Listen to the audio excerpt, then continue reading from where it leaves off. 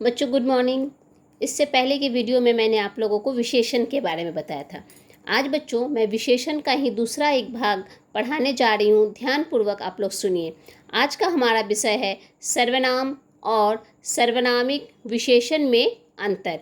तो बच्चों देखिए, जिन सर्वनाम शब्द के बाद संज्ञा शब्द आकर और सर्वनाम शब्द उसकी विशेषता बताता है तो उसे सर्वनामिक विशेषण कहते हैं। उसे क्या कहते हैं बच्चों? सर्वनामिक विशेषण कहते हैं।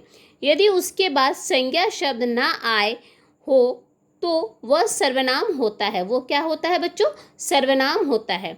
निम्नलिखित उदाहरणों को ध्यानपूर्वक देखिए और समझिए। ये क्या है बच्चों? सर्वनाम। क्या है ये? सर्वनाम। और ये है सर्वनामिक विशेषण। क्या है बच्चों? सर्वनामिक विशेषण। ठीक है बच्चों, अब देखिए, वह खा रही है, वह खा रही है। वह लड़की खाना खा रही है, वह लड़की खाना खा रही है। आज कोई आया था, आज कोई आया था।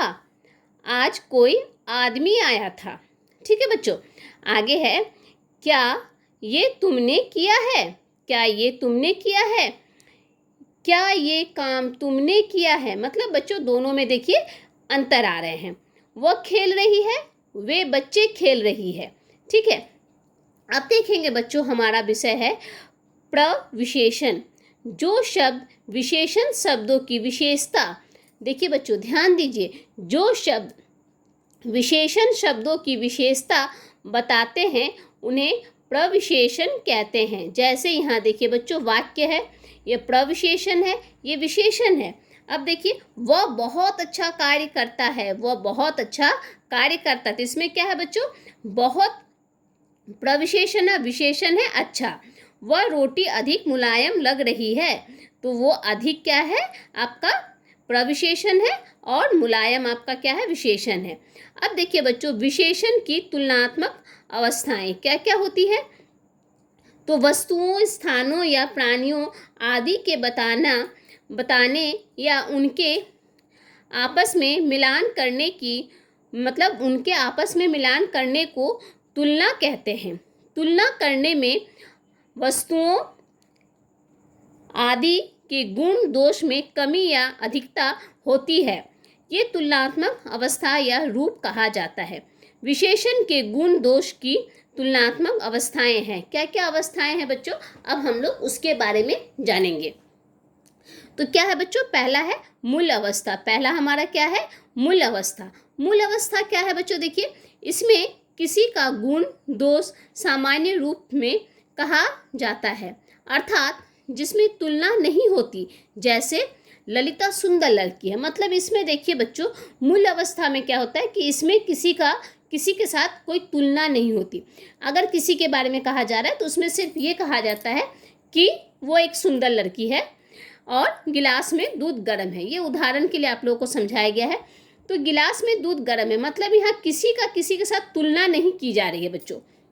लेकिन उत्तरा अवस्था में क्या है बच्चों? देखिए, जब दो से अधिक वस्तुओं या प्राणियों की आपस में तुलना करके किसी एक को सबसे अच्छा या सबसे, मतलब क्या बताया जाता है कि दोनों में तुलना की जाती है। हाँ, किसी को सबसे अच्छा या सबसे बुरा बताया जाता है। जैसे गुलाब, मान लीजिए आपको गुलाब के बारे में बोला जाए कि गुलाब जो है गेंदा से या गुड़हल से सुंदर फूल है। मतलब ये उदाहरण दे रहा है कि उससे वो सुंदर फूल है। राम मोहन से अच्छा लड़का है, मतलब राम का इसमें गुण बताया जा रहा है कि क्या है न, मोहन से अच्छा है। ठीक है, उसी प्रकार मोहन रोहन से पतला है, मतलब मोहन क्या है न, रोहन से पतला है बच्चों। ये उदाहरण में आप लोगों को ये बताया जा रहा है कि एक के साथ दूसरे का तुलना किया जा रहा है कि मतलब वो उससे अच्छा है। तो इसका मतलब ये है बच्चों कि इसमें उत्तरा अवस्था में कि किसी एक कोई गुण या दोष के बारे में बताया जाता है। अब देखिए उत्तमा अवस्था, जब दो से अधिक वस्तुओं या प्राणियों की आपस में तुलना करके किसी एक को सबसे अच्छा या सबसे बुरा बताया जाता है तो उसे उस अवस्था को उत्तम माँ अवस्था कहते हैं। जैसे रोमा लड़कियों में सबसे सुंदर है, रोमा लड़कियों में सबसे सुंदर है, मतलब बच्चों कि रोमा जो है लड़की, जितनी भी लड़कियां हैं मतलब उन लड़कियों में रोमा सबसे सुंदर है। गीता पवित्र ग्रंथ है, ग्रंथ मतलब बच्चों जितने भी हमारे ग्रंथ हैं उनमें मतलब जितने हमारे पवित्र किताबें हैं, पुस्तकें हैं जो हम लोग पढ़ते हैं, उनमें से गीता क्या है बच्चों, सबसे सबसे क्या है, पवित्रतम, मतलब पवित्र है। अब देखिए बच्चों, हम लोगों के आगे उदाहरण जो हैं उनको भी मैं आप लोगों को बता रही हूँ, उनको आप लोग ध्यानपूर्वक देखिए और समझिए। देखिए बच्चों, जिस प्रकार आप लोग इंग्लिश में पढ़ते हो उसी प्रकार हिंदी में भी आप लोगों को ये क्या है कि आप लोगों को याद रखना है, मूल अवस्था, उत्तरावस्था, उत्तमावस्था, अधिक, अधिकतर, अधिकतम। आप लोग इंग्लिश में भी इसी प्रकार पढ़ते हो कि गुड, बेटर, बेस्ट पढ़ते हो ना, कि गुड मतलब अच्छा, बेटर मतलब अच्छा, उससे अच्छा, बेस्ट मतलब सबसे अच्छा। उसी प्रकार हिंदी में भी है बच्चों कि क्या है ना, अधिक, अधिकतर, अधिकतम, उच्च, उच्चतर, उच्चतम। ये सारे बच्चों आप लोगों को एक उदाहरण स्वरूप दिया गया है, जिसमें आप लोगों का एक से दूसरे का क्या किया जा रहा है कि मतलब उस, जैसे मान लीजिए कठोर, कठोरतर, कठोरतम, ठीक उसी प्रकार कि उससे, उससे अच्छा, उससे अच्छा, मतलब मैंने अभी आप लोगों को समझाया ना कि उसको मतलब उत्तमा अवस्था में एक से मतलब सबसे अच्छा। अगर मान लीजिए कहा जाए कि लड़की, ये लड़की मतलब रोमा सुंदर लड़की है, हम लोग इसमें कह रहे हैं मूल अवस्था में रोमा सुंदर लड़की है, रोमा रीता से सुंदर लड़की है। लेकिन इसमें कहेंगे उत्तम अवस्था में कहेंगे कि रोमा लड़कियों में सबसे सुंदर है, मतलब जितनी भी लड़कियां हैं बच्चों, सारे लड़कियों में रोमा क्या है ना, सबसे सुंदर है, इसमें यही है। तो ये बच्चों आप लोगों के कुछ उदाहरण दिए गए हैं, क्या है ना, कुछ विशेषण शब्दों को 3 अवस्थाओं में के उदाहरण, ये आप लोगों को उदाहरण स्वरूप समझाए गए हैं। अब देखिए बच्चों, विशेषण की रचना, ध्यान दीजिएगा, विशेषण की रचना। तो बच्चों देखिए इसमें क्या है ना, विशेषण की रचना में हम लोग देखेंगे कि हिंदी में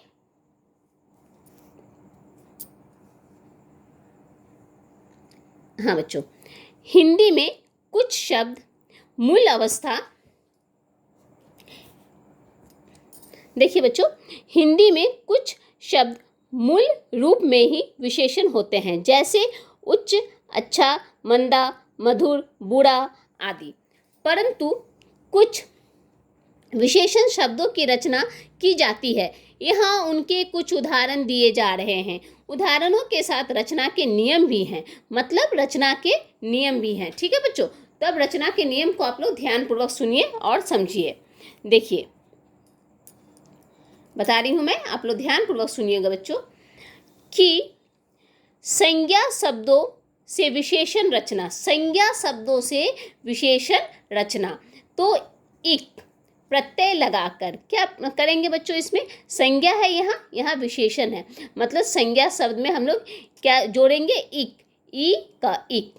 संस्कृत, सांस्कृतिक, सांस्कृतिक हम लोग बोलते हैं ना, समाज, सामाजिक, नीति, नैतिक, इतिहास, ऐतिहासिक, मतलब हम लोग इसमें तो डायरेक्ट ई और क नहीं लिखेंगे ना, तो उसकी मात्रा का हम लोग प्रयोग कर रहे हैं बच्चों।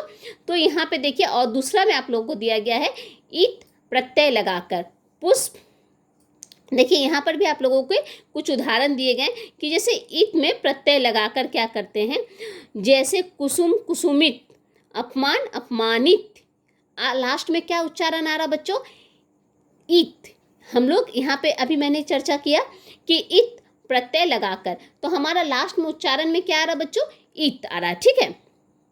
अब देखिए आ प्रत्यय लगाकर, आ मतलब बच्चों हम लोग यहाँ डायरेक्ट तो आ नहीं लिखेंगे ना, तो यहाँ पे हम लोग क्या करेंगे, इसकी मात्रा का प्रयोग करेंगे। इससे पहले पाठ में भी मैंने आप लोगों को समझाया था बच्चों कि हम लोग जब किसी चीज़ का ये करते हैं तो इसका मतलब ये नहीं हो जाता है कि बच्चों कि हम लोग उसका डायरेक्ट उसी के मतलब लगा दें, लेकिन हम लोग उसकी मात्रा को लगाते हैं। तो बच्चों देखिए क्या है, भूख, यहाँ पे क्या है बच्चों, भूख है, तो भूखा, भूख का क्या करेंगे बच्चों, भूखा। हाँ, उसके बाद देखिए बच्चों आप लोगों का है प्यार, प्यारा। ठीक है, अब हम लोग इसमें लगाएंगे बड़ी प्रत्यय लगाकर, रोग, रोगी। क्या बोल रहे हैं, जब हम लोग रोगी बोल रहे हैं बच्चों तो ई की मात्रा का प्रयोग हो रहा है। अब देखिए इल में प्रत्यय लगाकर, स्वप्न, स्वप्निल, मतलब ई का प्रयोग हो रहा बच्चों, मतलब लेकिन इसमें ये तो नहीं ना कि डायरेक्ट हम लोग लिख देंगे, डायरेक्ट हम लोग तो कभी नहीं लिखते हम लोग। मैंने आप लोगों को पहले भी समझाया था कि हम लोग उसकी मात्रा का प्रयोग करते हैं। ठीक है बच्चों, अब हमारा आगे है इन प्रत्यय लगाकर, ग्राम, ग्रामीण, ग्राम में क्या लगा रहे बच्चों, ग्रामीण। ठीक है, दूसरा है आलू प्रत्यय लगाकर, मतलब इसमें भी हम लोग इसकी मात्रा का प्रयोग करेंगे। आप लोगों को उदाहरण के लिए समझाया गया, दया, दयालु, कृपा, कृपालु। ठीक है, अब देखिए बड़ी ई तथा लौ में आ की मात्रा, ईला प्रत्यय लगाकर क्या करते हैं, दर्द, दर्दीला, खर्च, खर्चीला। अब मान में प्रत्यय लगाकर क्या करेंगे, बुद्धि, बुद्धिमान। बच्चों ये जो उदाहरण आप लोगों को दिए गए हैं उससे आप लोगों को क्या करना है ना, जब हम लोग शब्द वाक्य बनाते हैं, कुछ लिखते हैं या उसका परिवर्तन करते हैं तो उसके अनुसार किस में क्या प्रयोग किया जाता है, उसके लिए आप लोगों को समझाया गया है। वाला में प्रत्यय लगाकर, जैसे पहले वान प्रत्यय लगाकर, पुत्र, पुत्रवान, धन, धनवान। अब वाला में प्रत्यय लगाकर कैसे इस्तेमाल करते हैं, तो गाड़ी, गाड़ी वाला, दूध, दूध वाला। अब सर्वनाम से विशेषण रचना, अब हम लोग देखेंगे बच्चों सर्वनाम से विशेषण रचना। यहाँ सर्वनाम है, यहाँ विशेषण, जो, जैसा, ये, ऐसा। मतलब जब हम लोग सर्वनाम से विशेषण की रचना करेंगे बच्चों, सर्वनाम से विशेषण की रचना करेंगे तो हम लोग क्या करेंगे, जैसे जो लिखा है तो वहाँ पे हम लोग क्या करेंगे विशेषण में, जैसा, ये, ऐसा। ठीक है, अब क्रिया से विशेषण रचना, क्रिया से विशेषण की रचना हम लोग कैसे करते हैं बच्चों, बेचना, बिकाओ, पालना, पालक, उड़ना, उड़ाओ। इसका हम लोग इस प्रकार से करते हैं क्रिया से विशेषण की रचना में। अब अव्यय से विशेषण रचना, बाहर, बाहरी, ऊपर, ऊपरी, आगे, अगला। ठीक है, ये भी आप लोगों के उदाहरण के लिए दिए गए हैं। तो बच्चों आज हम लोग विशेषण पाठ पढ़े, और विशेषण मैं आप लोगों को एक बार फिर से विशेषण समझा दे रही हूँ ताकि आप लोगों को कोई दिक्कत ना हो विशेषण में।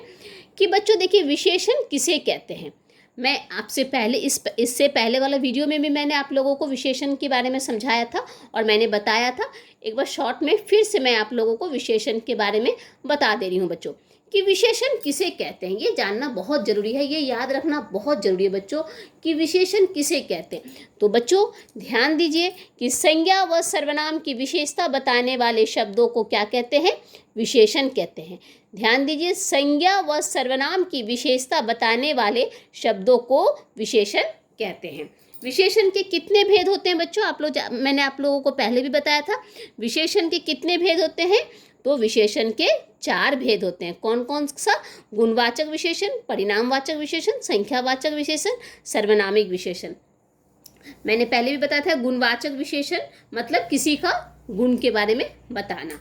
ठीक है बच्चों, परिणाम मतलब उसके परिणाम के बारे में, संख्या मतलब पर्टिकुलर एक संख्या, एग्जैक्टली एक संख्या के बारे में बताना। सर्वनामिक, सर्वनाम और सर्वनामिक के मैंने अभी आप लोगों को तुरंत समझाया, उसमें अंतर के बारे में। तो बच्चों इस पाठ से आप लोग विशेषण, मैं उम्मीद करती हूँ कि आप लोगों को इस वीडियो के द्वारा विशेषण के बारे में मैंने जो समझाया आप लोगों को वो अच्छी तरह से समझ में आया होगा और आप लोग विशेषण को अच्छी तरह से समझ पाए होंगे। ठीक है बच्चों, तो आप लोग इस पाठ को और ध्यान से पढ़िए और पाठ को फिर से एक बार अच्छी तरह से पढ़ के और समझिए। ठीक है बच्चों, धन्यवाद।